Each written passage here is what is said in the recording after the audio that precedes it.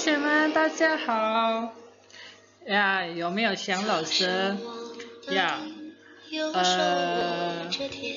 老师希望你们身体健康。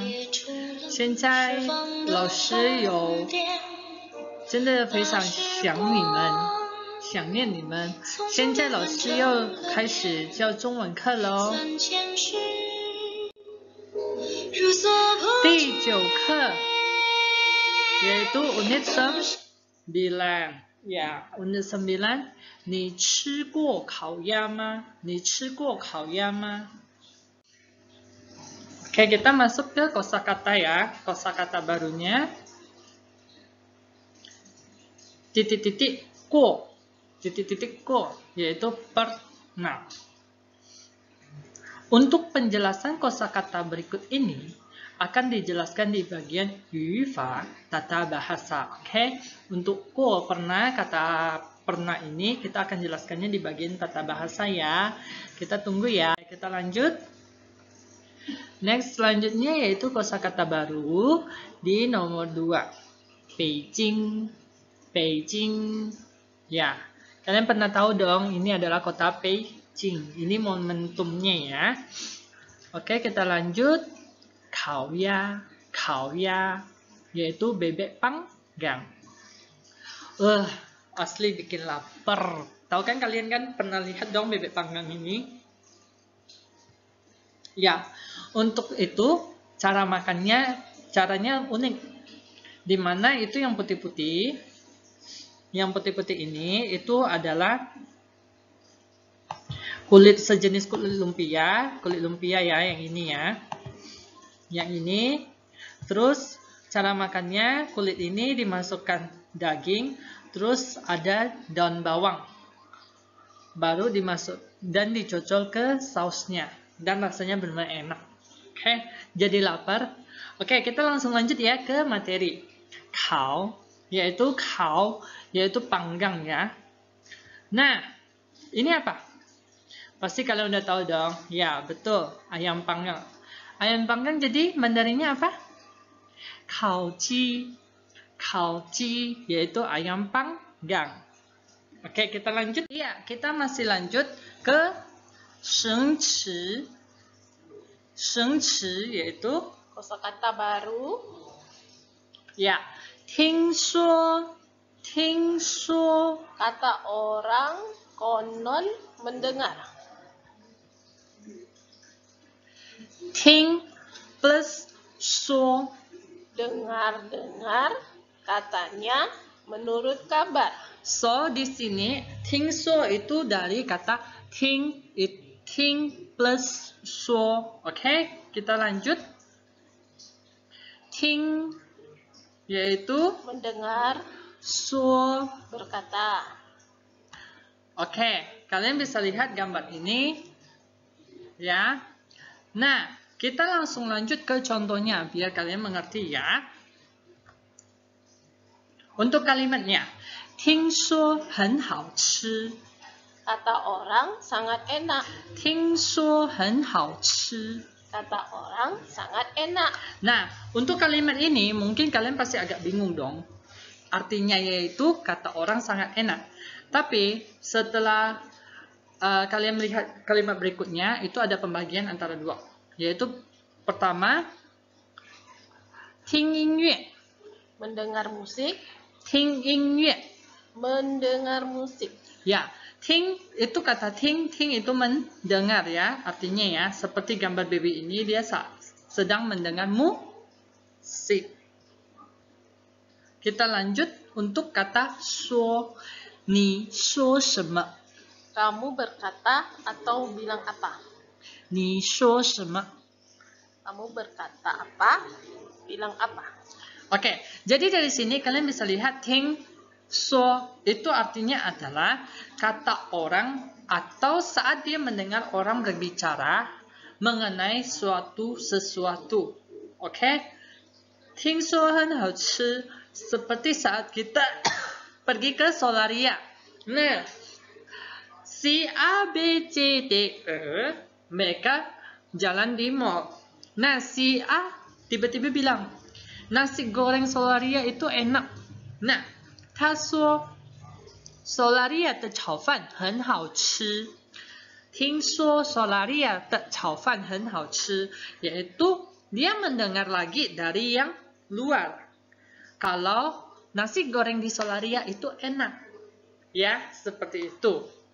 Oke, kita lihat ya. 生词 Kosakata baru. 见 Bertemu, melihat. 见 Bertemu, melihat. 见 itu dari kata 再见. Sampai jumpa. Bye. Atau bye. Seperti gambar ini ya. 再见 sampai jumpa. Ya. Bye. 外星人 Manusia planet lain atau alien? 外星人 Manusia planet lain, Nah. alien. Nah, gambarnya seperti ini. Motonya besar ya. Oke, kita lanjut. Cang. Tampang atau tumbuh? Cang. Tampang atau tumbuh? Nah, cang. Homograf sama tulisannya dengan Cang.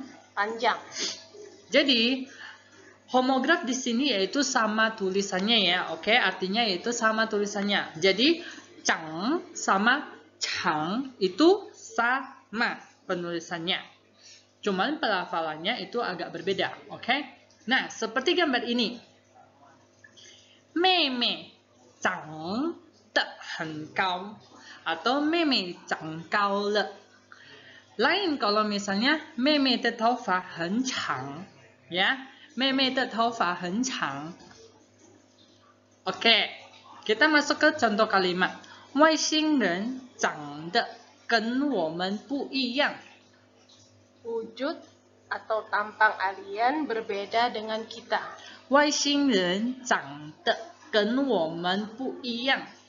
Wujud atau tampang alien berbeda dengan kita. Nah, kalian bisa lihat sendiri gambar Weisingren-nya ya. Weisingren itu sama nggak sama kita? Ayo, sama atau berbeda? Ya, kita lanjut. Kita masih tetap masuk ke 生词 Kosakata baru. 一样 Sama. 一样 Sama. Nih, seperti gambar ini. 一样 yaitu gambarnya sama. Gambarnya sama ya. Oke. Untuk Penjelasan kosakata berikut ini akan dijelaskan lebih di bagian 语法 tata bahasa. Oke, kita tunggu ya. 一样 di 语法 masih tetap di Kosakata baru. 当 Ketika. 当 nomor 10 聊天 Mengobrol. 聊天 Mengobrol. Jadi perkataannya tidak dipisah ya. 聊天 tidak ya, tapi digabung. 天聊天 Mengobrol. 突然 Tiba-tiba. 突然 Tiba-tiba. Contohnya. 但是当弟弟跟外星人聊天的时候，突然有人叫他的名字。 Tapi ketika saat adik laki-laki sedang mengobrol dengan alien, tiba-tiba ada yang memanggil namanya. 但是当弟弟跟外星人聊天的时候，突然有人叫他的名字。 Tapi ketika saat adik laki-laki sedang mengobrol dengan alien, tiba-tiba ada yang memanggil namanya. Oke, kita lanjut ya. Masih tetap di Kosakata baru. 展开 Membuka. 展开 Membuka.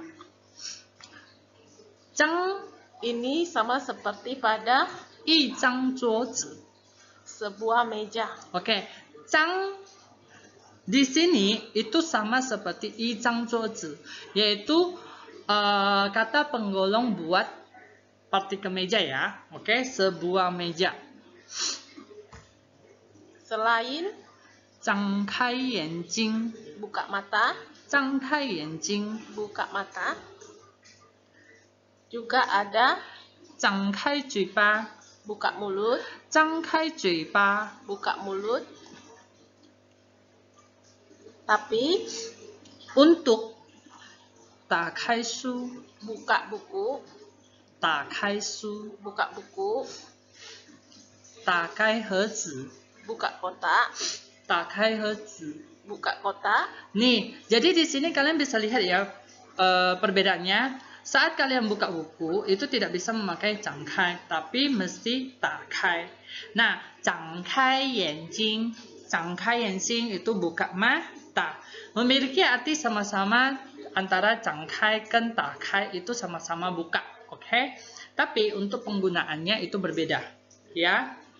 Sama seperti Indonesia yang memiliki makna satu kata memiliki berbagai makna, oke? Untuk sinonimnya terutama. Nah, kita lanjut. 做梦, Bermimpi, 做梦. bermimpi. Ya, biasa seperti kita saat tidur. 我做梦. Yaitu saya bermimpi. Kita lanjut ya. Akhirnya kita masuk ke 语法 Tata bahasa di D1. D1 ya. Seperti kalian bisa buka di buku, terdapat di halaman 108. Di sini kata kerja plus 过 sama dengan memiliki arti pernah. Nah, di sini kata untuk contoh kalimatnya, Mama 去过中国. Mama pernah ke Cina. Mama 去过中国. Mama pernah ke Cina.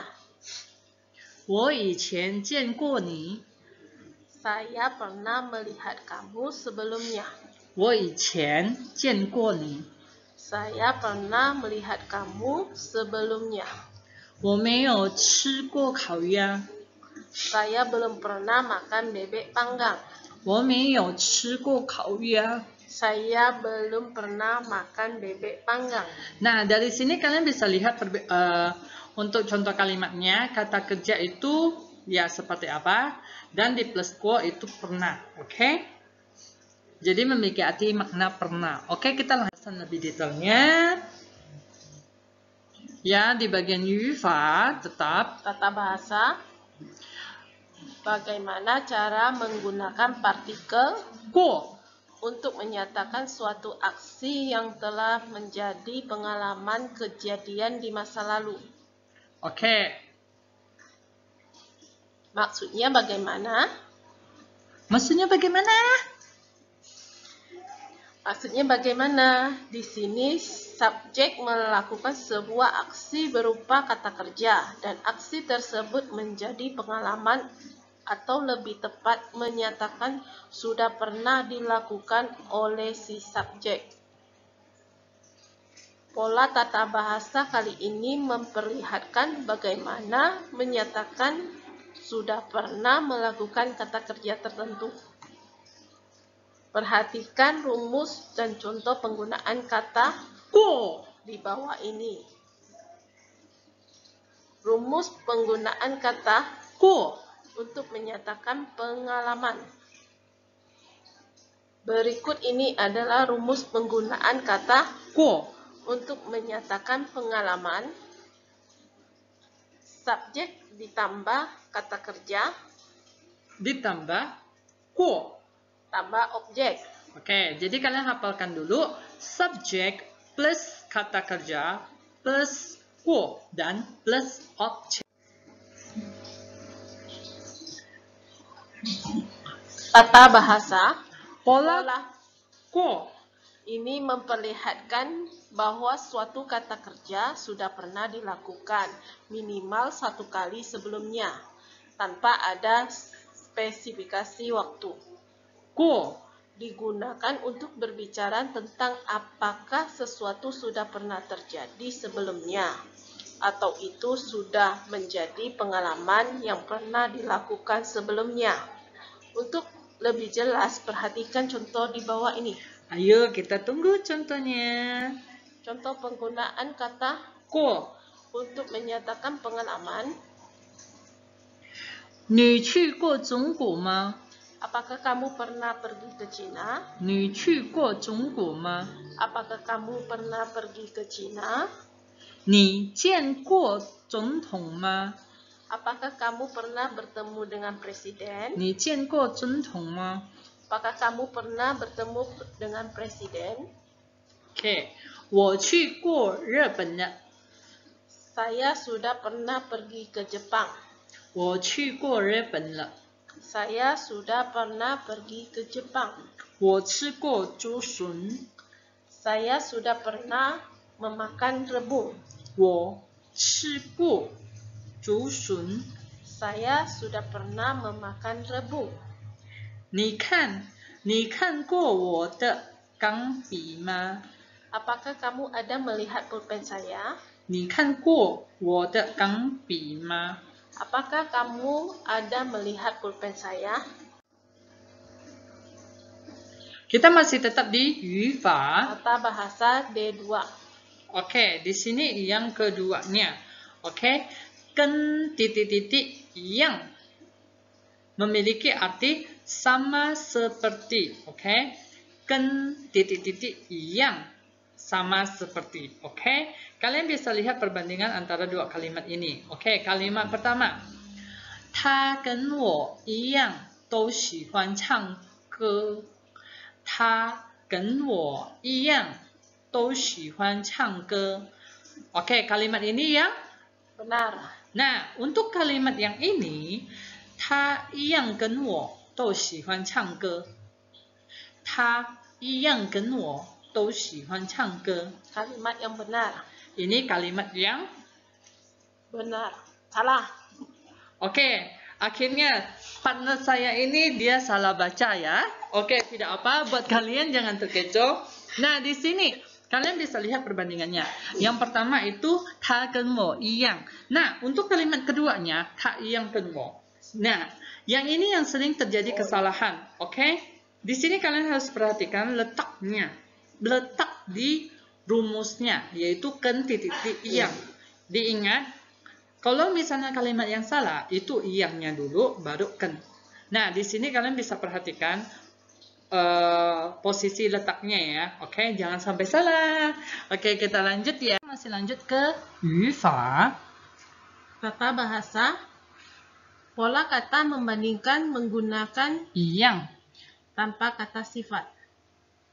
Membandingkan. Kata membandingkan menggunakan 一样 tanpa kata sifat.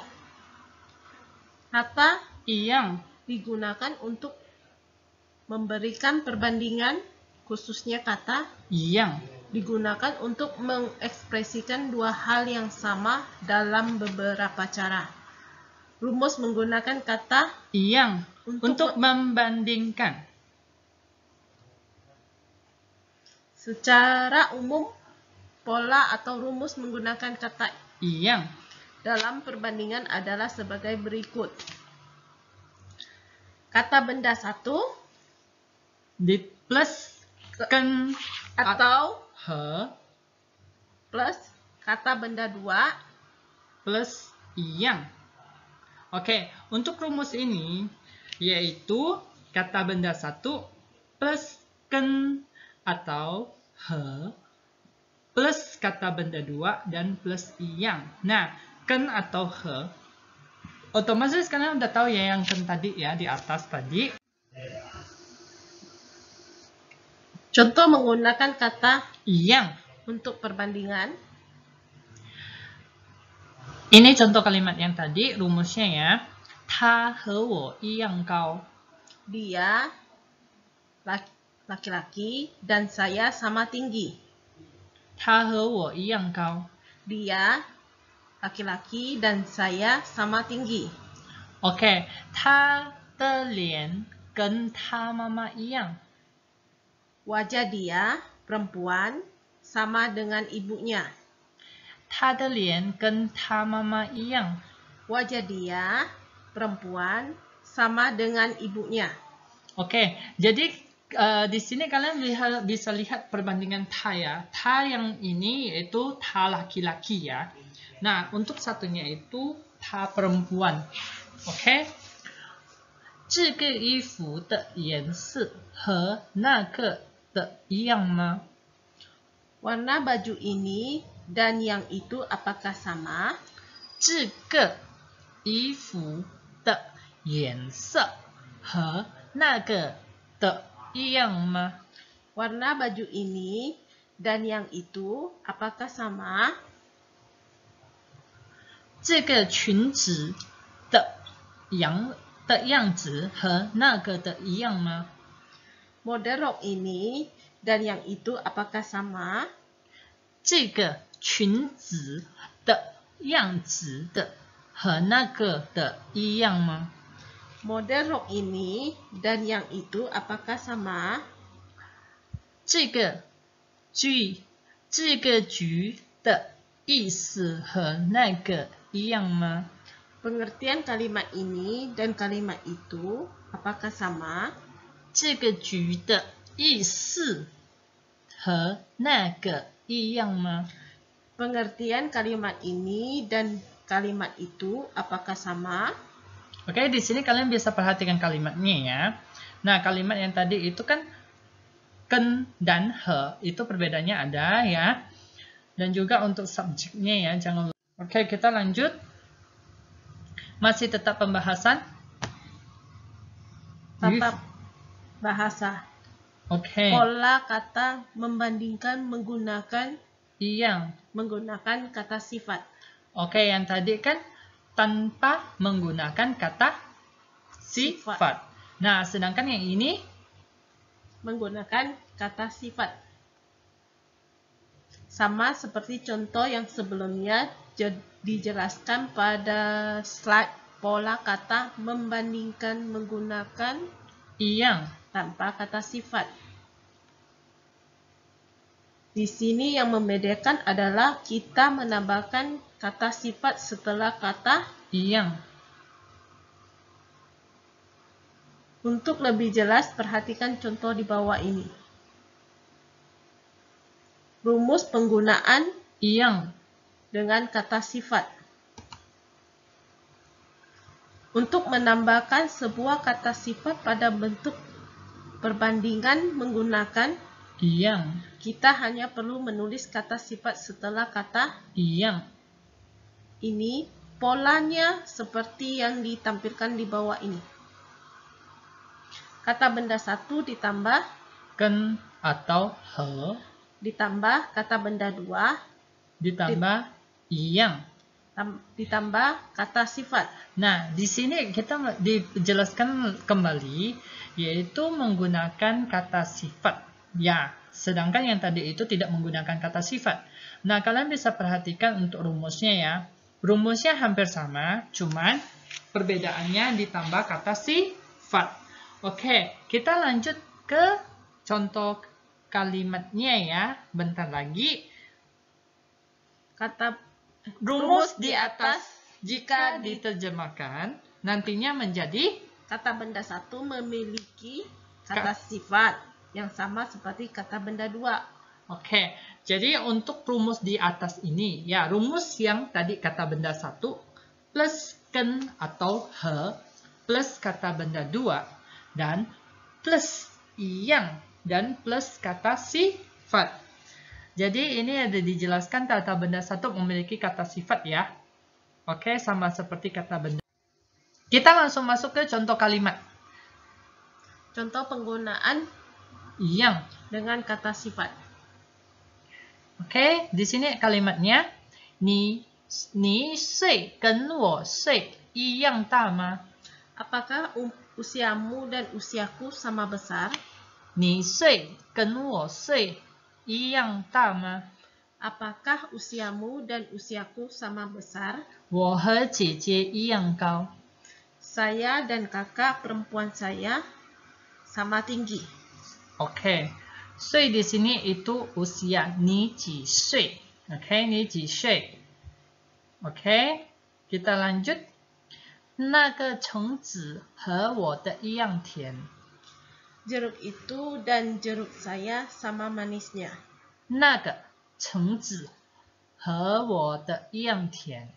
Jeruk itu dan jeruk saya sama manisnya. 棉兰的天气和文龙的天气一样热。Cuaca di Medan dan di Bandung sama panasnya. 棉兰 yaitu Medan。棉兰的天气和文龙的天气一样热。Cuaca di Medan dan di Bandung sama panasnya. Nah, untuk Bandung itu Bandung. Oke. Kita lanjut kalimat ke-5. 哥哥的衣服和妹妹的衣服一样漂亮。 Baju kakak laki-lakiku dan adik perempuanku sama cantiknya. 哥哥的衣服和妹妹的衣服一样漂亮。 Baju kakak laki-lakiku dan adik perempuanku sama cantiknya. Jadi di sini adalah si anak tengah-tengah. Oke, contohnya dia memiliki abang dan dia memiliki adik. Jadi untuk kalimat ini ifu ya otomatis dia menyebutkan abang laki-lakinya ya. Oke. Kita lanjut. Oke, kita masuk ke puso. Ayo belajar radikal. Tidak banyak karakter Mandarin dengan radikal Kong ini, tetapi banyak murid yang salah dalam cara menuliskan guratannya. Oke, ayo kalian harus belajar dalam cara penulisan guratan ya, anak-anak. Jadi jumlah guratan kung itu memiliki 3 guratan. Oke, kung memiliki 3 guratan. Ingat itu ya, jangan sampai salah. Radikal kung berasal dari huruf kung. Artinya busur. Oke, untuk artinya yaitu busur. Oke, huruf yang memiliki radikal kung membuka, 张开的张, oke, membuka, dan ti, adik laki-laki. Oke, di sini Lause kasih contoh untuk penulisan kungnya. Untuk guratan pertamanya, dia harus 1, oke. Yang kedua, oke. Dan yang ketiga itu seperti ini.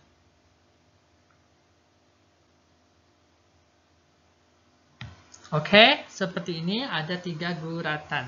Oke, berhubung karena memakai mouse itu agak susah ya. Oke, kita lanjut. Oke, kita tetap masuk di bagian puso. Ayo belajar radikal. Perhatikan khusus huruf-huruf berikut, yaitu dan apa? Yaitu apa ini 2 hurufnya? Ayo, ada yang tahu? Masih ingat? Ya, betul. Kau, ya, kau, dan ya. Melihat huruf tersebut memiliki unsur radikal apa dan ada hubungannya dengan apa? Oke, yang kedua kita masuk ke radikal ho. Radikal ho. Ih, kok ada 2?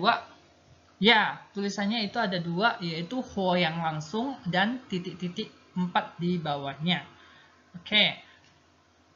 Radikal ho berasal dari huruf ho, yaitu artinya api. Oke, kalian bisa lihat ya. Untuk radikal titik 4 di bawah itu berasal dari huruf ho itu sendiri ya. Huruf yang memiliki radikal ho,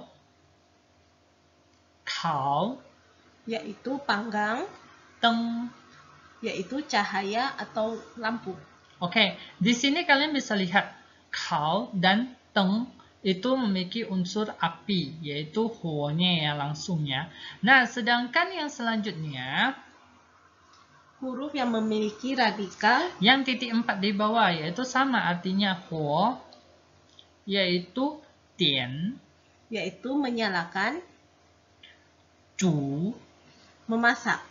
Oke, di sini kalian bisa lihat mungkin huruf L dan E-nya itu berbeda. Jadi karena untuk pengetikannya terlalu cepat, otomatis mohon maaf. Nah, di sini kalian bisa lihat tian. Tian di sini kalian bisa tahu. Mungkin kalian pernah pelajari tentang jam. Nah, jam itu sendiri, tian itu berasal dari kata menyalakan. Tian huo. Oke. Nah, untuk cu cai yaitu memasak sayur. Oke. Nah, kita lanjut ke radikal yang ketiga. Niao. Niao. Oke, niao. Nah, ini untuk tradisional dan simplified. Jadi kalian bisa lihat perbandingannya. Agak ribet kan penulisan untuk tradisionalnya. Jadi ya buat kalian yang memang ada niat untuk belajar menulis ya boleh sih dilakukan untuk penulisan tradisionalnya. Nah, Radikal niao, berasal dari huruf, niao. artinya burung. Oke, jadi radikal yang simplified penulisannya itu berasal dari huruf tradisionalnya niao. Oke. Huruf yang memiliki radikal Niao yaitu ya, bebek, ci. yaitu ayam. Oke, di sini kalian bisa lihat perbandingannya ya. Jadi untuk bebek itu merupakan unggas burung ya, sejenis burung yang memiliki sayap, yaitu jenis unggas. Jadi ayam dan bebek itu adalah jenis unggas. Oke. Kalian harus perhatikan radikal-radikalnya ya, jangan sampai lupa dan jangan sampai salah. Yeay, nggak terasa waktunya sudah selesai untuk penjelasan materi ini. Ya, thank you buat partner saya, Shishi nih. Oke, buat kalian yang sudah menonton YouTube ini, Losa harap buat kalian like dan subscribe-nya ya, agar kalian terupdate terus dalam materi pelajaran berikutnya. Oke, 老师希望你们的中文越来越进步，谢谢你们，谢谢大家，再见，拜拜，再见，拜拜，拜拜。